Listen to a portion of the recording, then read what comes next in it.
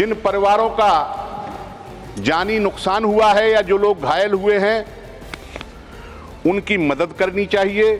एक माहौल बनाया गया कि मुसलमानों से कोई सामान नहीं खरीदा जाएगा और मुसलमानों के ढाबे और ठेले रास्तों पर नहीं लगने देंगे। उसके बाद जो भगदड़ वहां पड़ी है कुंभ के अंदर, इलाहाबाद की, प्रयागराज की कोई मस्जिद, कोई मजार का प्रांगण ऐसा नहीं था जिसमें श्रद्धालु शरणार्थी के रूप में एक एक दिन और दो दो दिन उसके अंदर ना रहे हों। सर, मैं धन्यवाद करना चाहता हूं राष्ट्रपति महोदया का कि उन्होंने पहले ही पैराग्राफ में मौनी अमावस्या के दिन प्रयागराज में कुंभ मेले में हुई दुर्घटना के प्रति अपना शोक व्यक्त किया।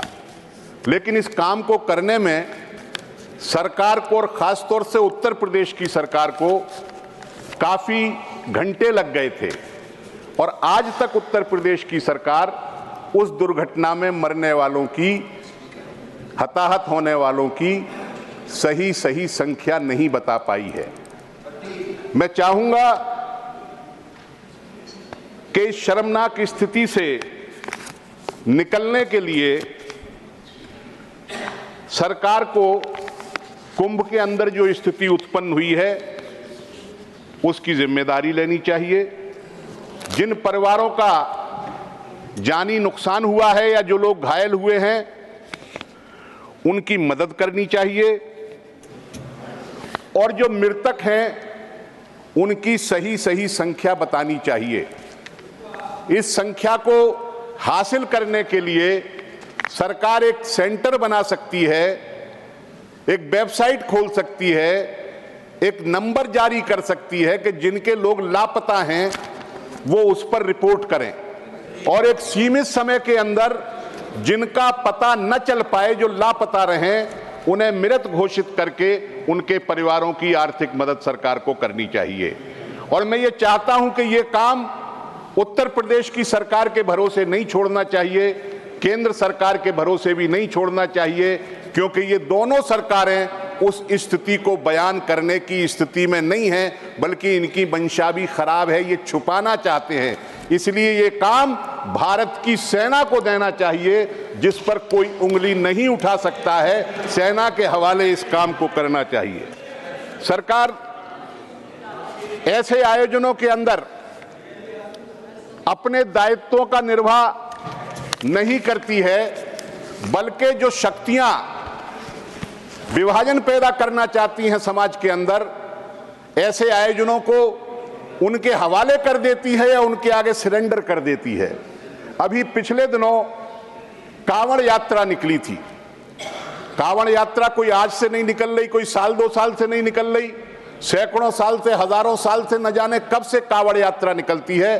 कांवड़ यात्रा के रास्ते पर जो ठेले लगाते थे, जो ढाबे चलाते थे, एक माहौल बनाया गया कि मुसलमानों से कोई सामान नहीं खरीदा जाएगा और मुसलमानों के ढाबे और ठेले रास्तों पर नहीं लगने देंगे।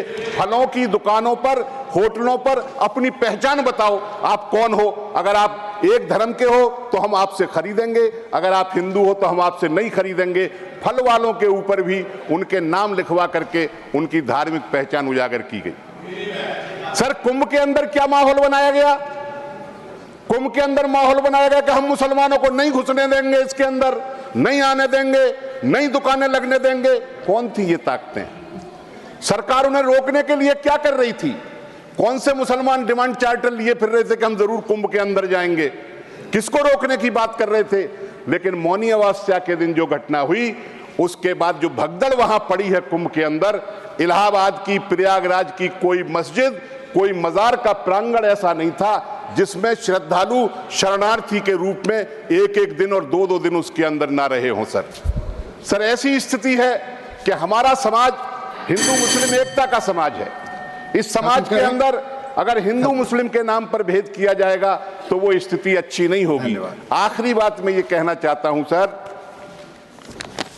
बड़ा जल्दी हमारा समय आपने कर दिया सर। मैंने नहीं किया, समय अपने आप पूरा हुआ सर। हमसे कम मेंबर्स की मैंने रोका नहीं। आप जानते हैं कि राज्यपाल का पद संवैधानिक पद है, उस पर टिप्पणी नहीं कर सकते आप। आपने किया, वो रिकॉर्ड में नहीं जाएगा। प्लीज आप बोले, खत्म करें। ऐसी कोई मैंने टिप्पणी नहीं की सर। आखिर में मैं ये कहना चाहता हूं कि हमारे समाज के अंदर एक बड़ा मसला बहुत दिनों से चल रहा है, आरक्षण का मसला।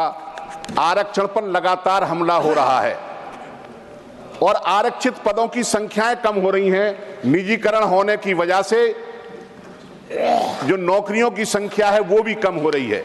हम ये चाहते हैं कि पिछड़े वर्गों की जो प्रतिनिधित्व है सरकारी नौकरियों में वो आबादी के अनुपात में दिया जाए। इस संबंध में सर मैंने एक निजी विधेयक भी पेश किया था, लेकिन सरकार ने उस विधेयक को भी बुलडोज कर दिया और उसे कार्यसूची से हटा दिया।